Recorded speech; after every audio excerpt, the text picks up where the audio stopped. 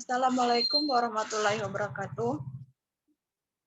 Perkenalkan kami dari kelompok 1 akan mendiskusikan materi kami tentang dasar-dasar korespondensi bisnis dengan anggota kelompok yaitu Cynthia Dewi Sartika, Diminten Wulandari, Atika Sri Anggraini, dan Laurentius Stephen Roy Malau. Baiklah, kami akan membacakan materi yang pertama yang akan dijelaskan oleh saya sendiri. Pengertian surat dan surat bisnis. Surat merupakan sarana komunikasi tertulis yang disampaikan oleh suatu pihak kepada pihak lain dengan menggunakan media tertentu. Surat bisnis adalah surat yang digunakan orang atau organisasi untuk menyampaikan informasi tertulis dalam kaitannya dengan penyelenggaraan kegiatan bisnis. Salah satu hal yang membedakan surat biasa dengan surat bisnis adalah tujuan penulisannya.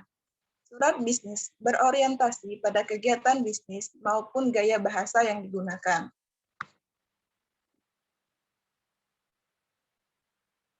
Fungsi surat bisnis. 1, yaitu sebagai sarana komunikasi, alat penyampaian sesuatu, alat bukti tertulis, alat untuk mengingat, sebagai bukti historis, sebagai pedoman hidup. Pengelompokan surat terbagi menjadi menurut wujudnya, yaitu surat bersampul, kartu pos, warkat pos, telegram dan telex, memo dan nota, surat tanda bukti. Yang kedua yaitu menurut pemakaiannya, yaitu surat pribadi, surat dinas, surat bisnis, dan surat sosial. Yang ketiga yaitu menurut banyaknya atau jumlah sasaran yang dituju, yaitu surat biasa, surat edaran, dan surat pengumuman. Yang keempat, menurut sifatnya, yaitu surat biasa, surat konfidensial atau terbatas, surat rahasia. Yang selanjutnya yaitu menurut urgensi penyelesaiannya, terbagi menjadi surat biasa, surat kilat, dan surat segera.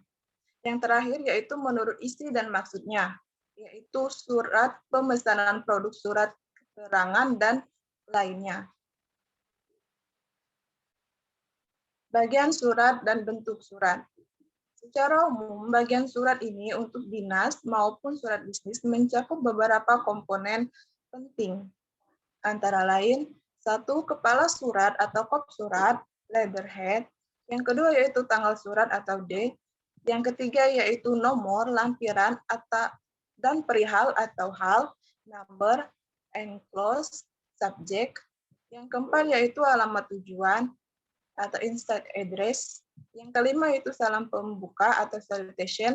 Yang keenam yaitu paragraf pembuka atau first paragraph. Yang ketujuh yaitu paragraf isi atau body paragraph.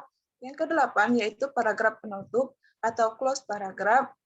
Yang kesembilan yaitu salam penutup atau complimentary close. Yang ke-10 yaitu tanda tangan atau signature. Yang 11 nama jelas penanda tangan atau name and title. Yang ke-12 yaitu tembusan atau notation. Dan yang terakhir yaitu inisial atau initial. Baiklah, untuk materi selanjutnya akan dijelaskan oleh Roy. Bahasa surat. Sebagaimana kita ketahui bahwa dalam paragraf isi surat tercantum pesan pengiriman yang ingin disampaikan kepada penerima surat. Agar pesan yang disampaikan tersebut komunikatif dan mudah dipahami oleh penerima surat, sebaiknya menggunakan bahasa yang baik dan benar sesuai dengan kaidah-kaidah yang berlaku dalam dunia surat menyurat, seperti bagaimana memilih tata, pemakaian, ejaan yang disempurnakan, penyusunan paragraf, dan penyusunan kalimat.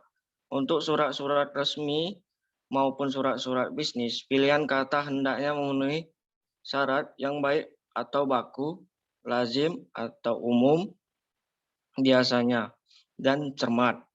Perlu dihindari penggunaan kata-kata yang belum diakui kebakuannya. Misalnya, gimana, ngapain, kenapa, dan bikin. Pendanaan kata-kata tersebut yang sudah baku adalah bagaimana, mengapa, dan membuat. Bagaimana dengan bahasa surat?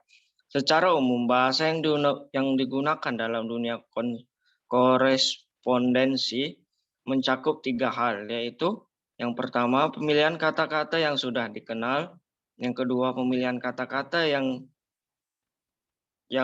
cemiat, dan yang ketiga adalah pemilihan kata-kata bermakna jelas dan hindari yang bermakna lebih dari satu. Format lipatan surat dan amplop. Format lipatan surat dan amplop, format atau bentuk lipatan surat yang baik merupakan bagian dari etika berkorespondensi dalam dunia bisnis.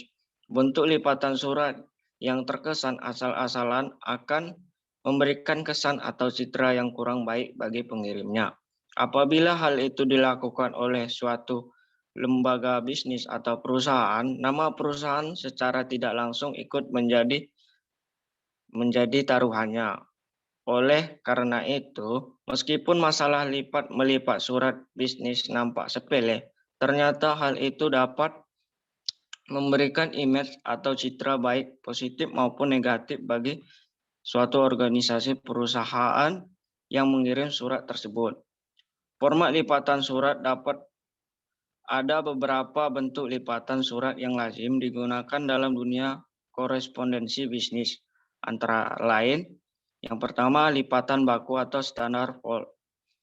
Yang kedua lipatan setengah baku atau semi standard fold. Yang ketiga lipatan akordeon atau accordion fold. Yang keempat lipatan setengah akordeon atau semi accordion fold. Yang kelima lipatan tunggal atau single fold. Yang keenam lipatan ganda atau paralel double fold. Yang keenam lipatan model Prancis atau French fold. Yang keenam lipatan model baron atau baronial fold. Selanjutnya, aneka bentuk amplop. Umumnya, pengiriman surat-surat bisnis selalu dilengkapi dengan amplop baik yang berukuran kecil, sedang, maupun panjang. Amplop berfungsi sebagai salah satu cara menjaga kerahasiaan isi surat pengiriman surat-surat.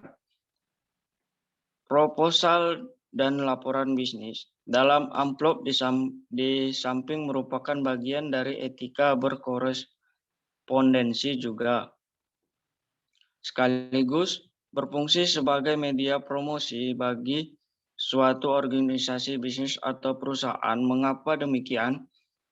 Umumnya diketahui pula bahwa amplop yang dilengkapi dengan identitas suatu organisasi bisnis seperti logo, nama, dan alamat lengkap perusahaan merupakan sebuah media promosi secara tak langsung bagi suatu perusahaan. Pengiriman surat beramplop yang baik, bersih, dan rapi akan memberikan kesan dan citra positif bagi penerima surat atau pembaca. Amplop dapat dikelompokkan berdasarkan wujudnya, ukurannya, dan penggunaannya.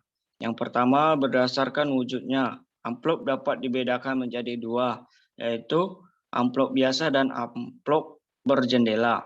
Yang kedua, berdasarkan ukurannya. Amplop dapat dibedakan menjadi 6 ukuran. Yang pertama, amplop resmi, amplop kartu, amplop bisnis, amplop pendek, amplop panjang, dan amplop besar, yaitu amplop katalog, amplop mata berkaitan, dan amplop kancing bertali. Yang ketiga, berdasarkan penggunaannya, amplop dibedakan menjadi 3, yaitu amplop katalog, amplop mata berkait, dan amplop kancing bertali.